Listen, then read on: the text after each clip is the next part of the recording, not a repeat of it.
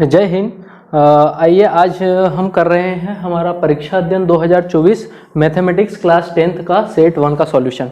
पिछले क्लास में हमने क्वेश्चन हमारा 7th कंप्लीट कर लिया था।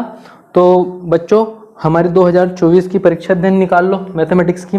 अब देखते हैं, find the quadratic polynomial with the given number -3 and -2 respectively, the sum and product of its zeros are. अब बच्चों देखो, यहाँ पर क्वेश्चन ये कह रहा है कि हमको एक क्वाड्रेटिक पॉलिनोमियल फाइंड करना है। क्या फाइंड करना है? क्वाड्रेटिक पॉलिनोमियल, जिसमें उन्होंने क्या दिया है? सम ऑफ जीरोस और प्रोडक्ट ऑफ जीरोस दिया है। तो बच्चों देखते हैं कैसे करेंगे। तो इसका सॉल्यूशन लिखते हैं कि let the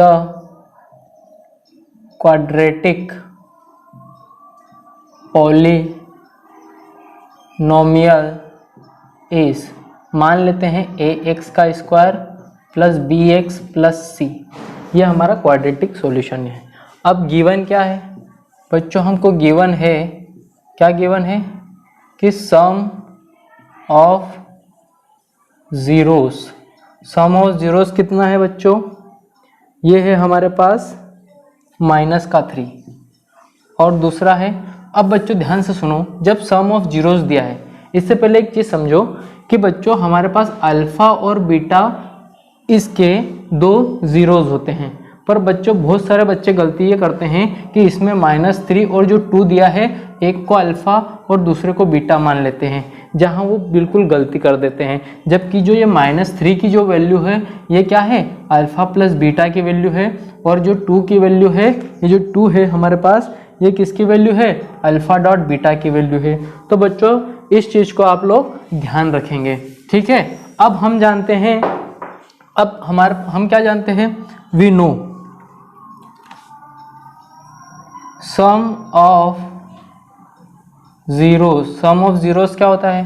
alpha plus beta is equal to b/a minus b/a, ठीक है। तो यहाँ से बच्चों देखो, वैल्यू को कंपेयर करो कि सम ऑफ जीरो, तो अल्फा डॉट बीटा की वैल्यू कितनी हो जाएगी? -b/a किसके बराबर हो जाएगा? -3 के बराबर। देखो ये सम ऑफ जीरोस इक्वल है, ठीक है। तो ये भी कैसे होंगे? इक्वल होंगे। तो हमारे पास कौन सी इक्वेशन बन गई? -b/a is equal to -3। अब डिवाइड में कुछ नहीं, इसका मतलब क्या है? हमारे पास 1। अब बच्चों ध्यान रखना, ये माइनस और ये माइनस आपस में मिलकर क्या हो जाएंगे? प्लस हो जाएंगे। अब अगली कंडीशन देखते हैं। उन्होंने प्रोडक्ट ऑफ जीरोस भी दिया है।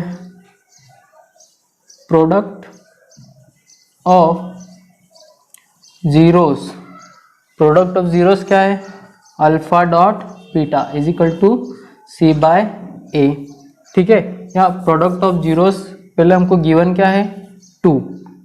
अब हम देखते हैं कि इसका फॉर्मूला क्या होता है? Product of zeros alpha dot beta is equal to c/a। तो बच्चों देखो यहाँ से कंपेयर करो, प्रोडक्ट इक्वल होगा तो ये भी इक्वल होंगे। तो c/a इज इक्वल टू 2 और इसके डिवाइड में कुछ नहीं है, मतलब 1 है, ठीक है। अब ध्यान से सुनो बच्चों, अब मेन हमारा काम शुरू होता है। कैसे? कि जो हमारे पास a, b और c है, ठीक है।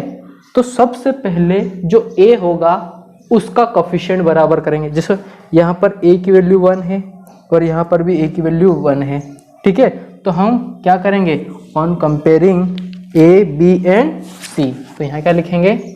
On comparing a, b and c। तो यहाँ देखो a किसके बराबर आ जाएगा बेटा? a, और यहाँ पर भी कितना है? 1।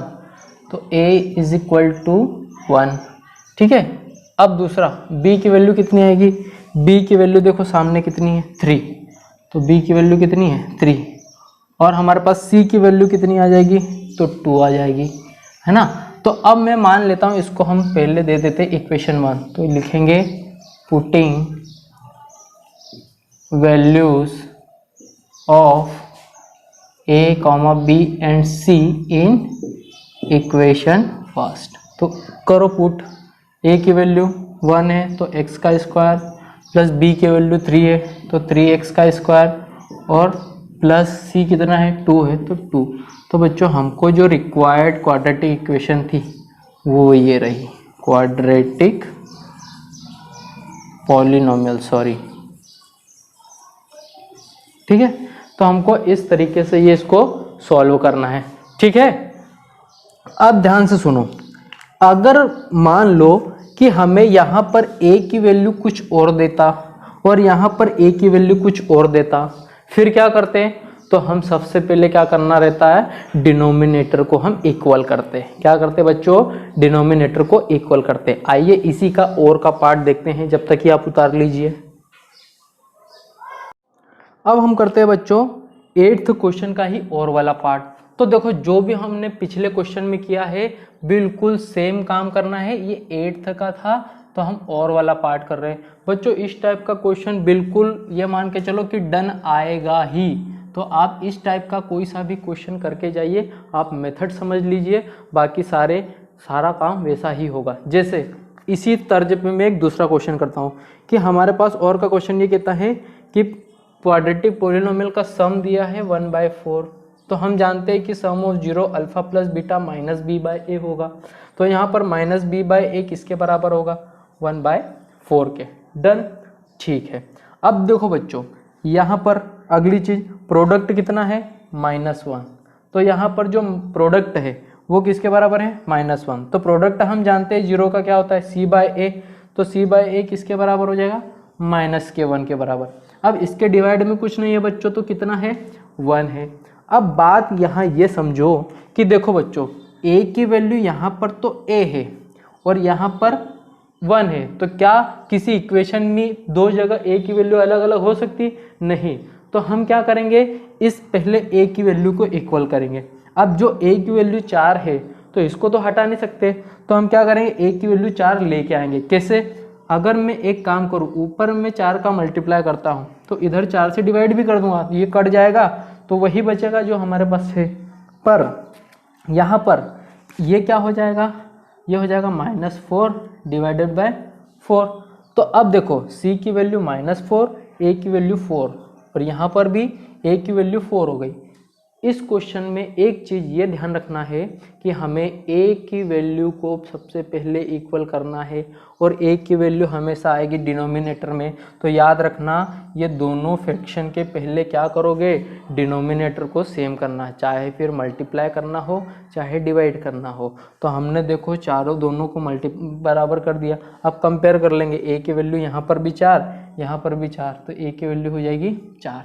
अब b की वैल्यू कितनी होगी बेटा? यहाँ 1 है पर ये जो माइनस है ये किसके लिए जाएगा?